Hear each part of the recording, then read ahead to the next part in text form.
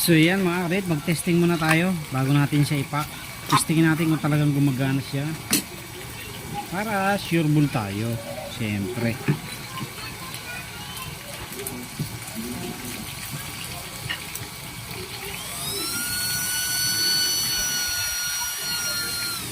Okay naman siya mga karit. Working. Ayan.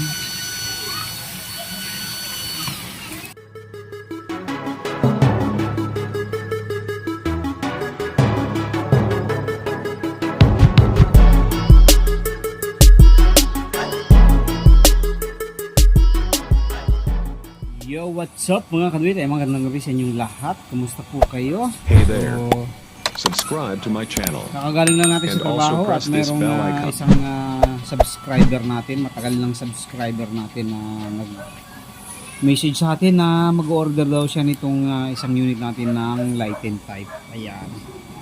So, i-prepare natin yan at nag-request siya ng additional na nozzle burner. So, ito. Ating pinrepair na rin. So sasabay na natin ito dito sa shipping natin. Kapa-GRS natin yan bukas. At ang ating gagawin ngayon ay isi-set up na natin yan para maipack na natin. Siyempre bago tayo mag-set up ay kailangan nating i-leak test.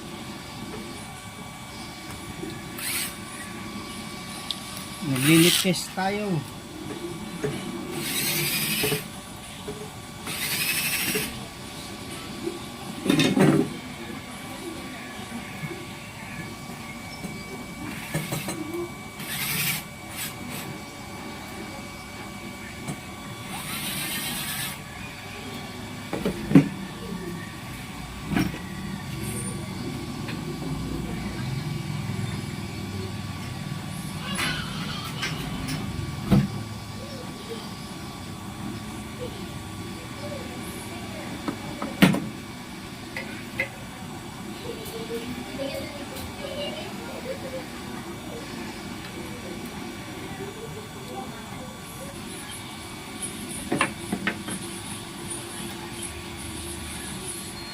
So yan, fitting na rin natin yung kanyang pan para alam natin na okay.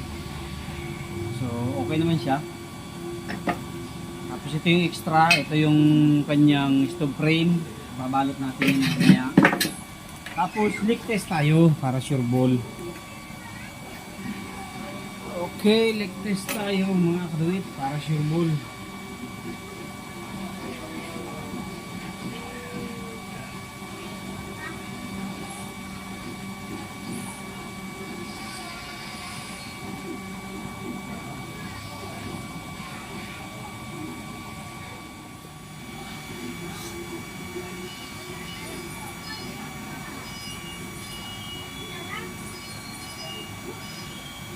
Kasi kailangan abot siya dun sa pinaka level o yung bago mag level ng butas ng first layer natin para makita natin kung magkakaroon niya ng leak.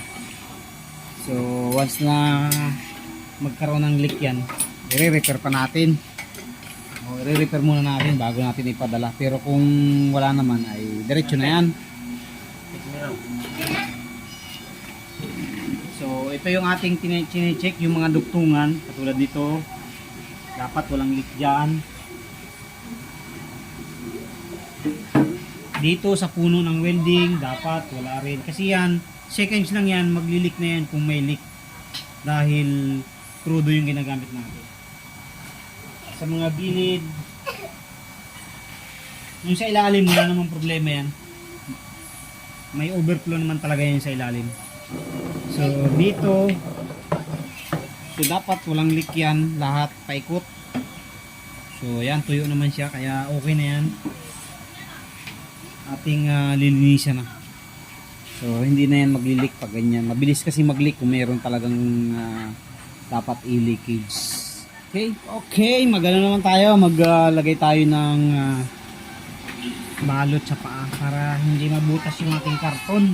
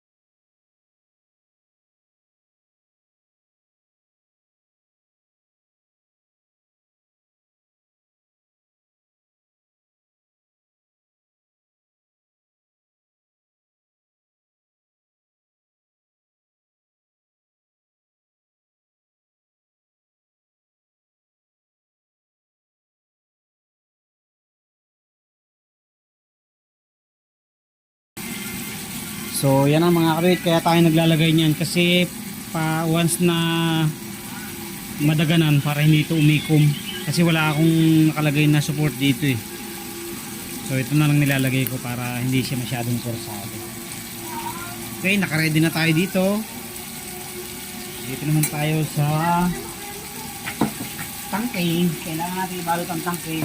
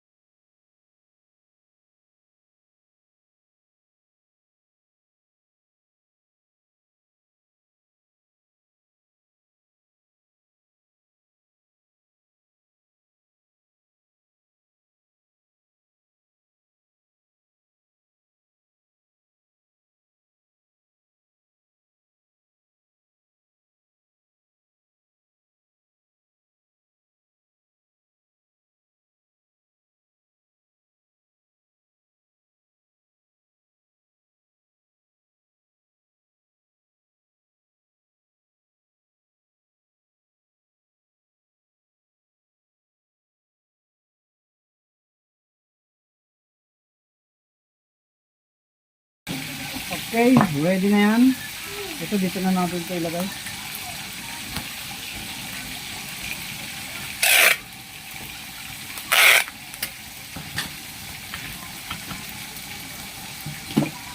Ayan, nandito yung isang nozzle burner niya. Sana. So yan mga kabit, mag-testing muna tayo bago natin siya ipack. Testingin natin kung talagang gumagana siya. Para sureball tayo, siyempre.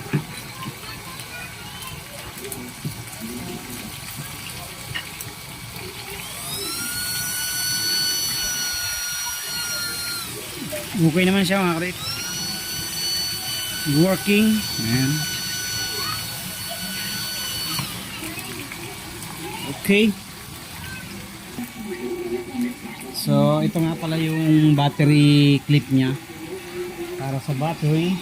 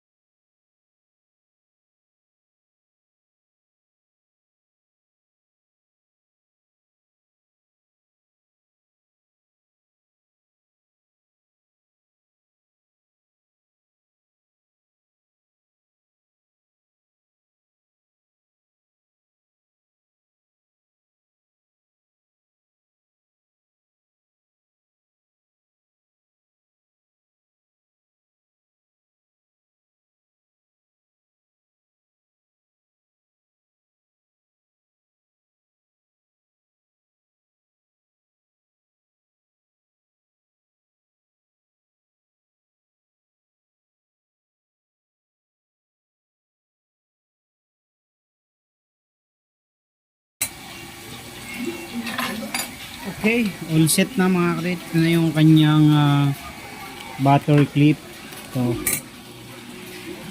dyan na natin.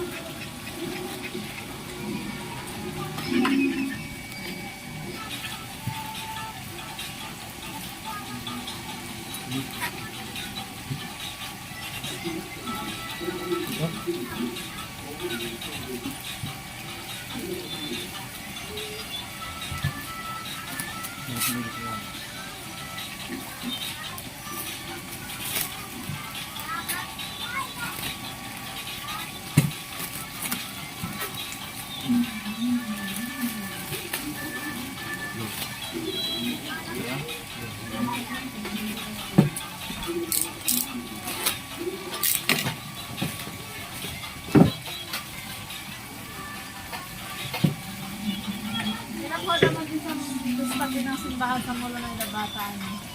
Loob. Ha? Sa loob mismo? So yan na mga ka-rate. Ready na. Babas na lang natin yan.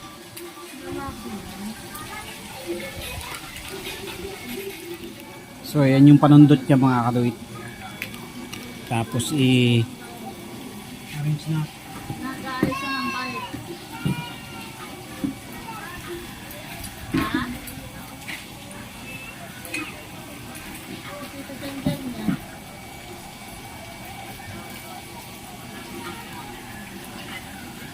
Alam mo, dito, itong laki eh. Ayan.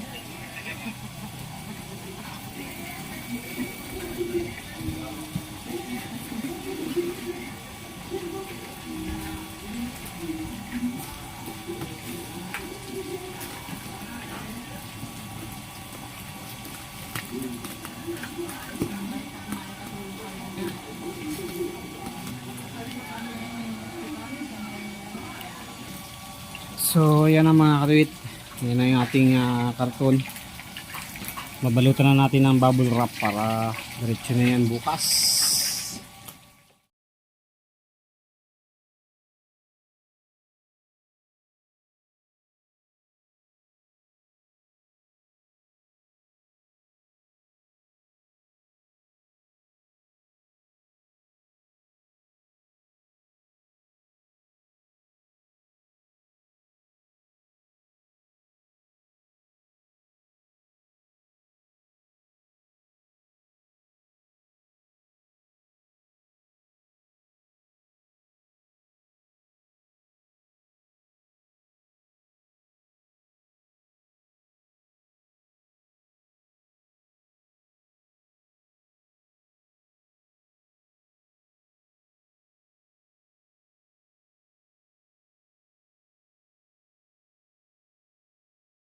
Mga ka-rate, tapos na tayo.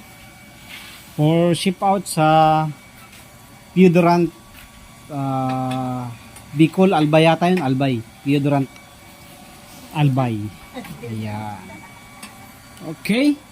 So, yun lang po. Maraming salamat sa inyong patuloy support at panonood sa ating mga video. God bless po sa inyo lahat. Thank you very much. Thank you very much. Yan mga ka-rate, bound to Albay to bukas para sa isang subscriber natin na nag-order. Ito na, naka-ready na po siya. Ayan.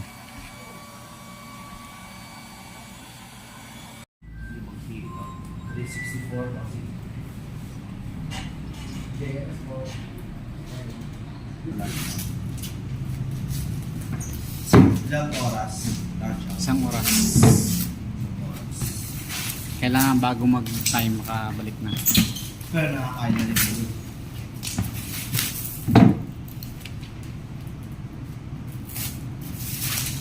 Pag wala si boss, umalis. Kakain na muna ako. Bago lumas.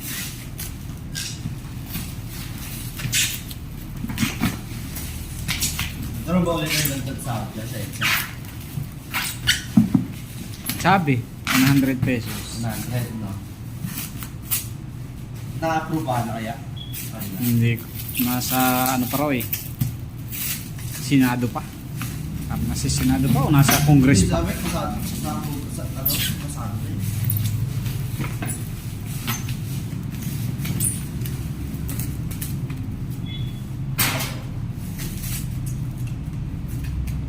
Bali, di pa na-increase yung mga dyan, mga daily.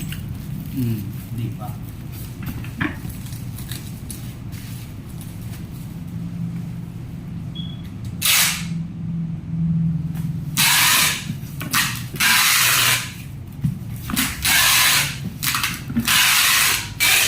Di pa na-approve 570 rin.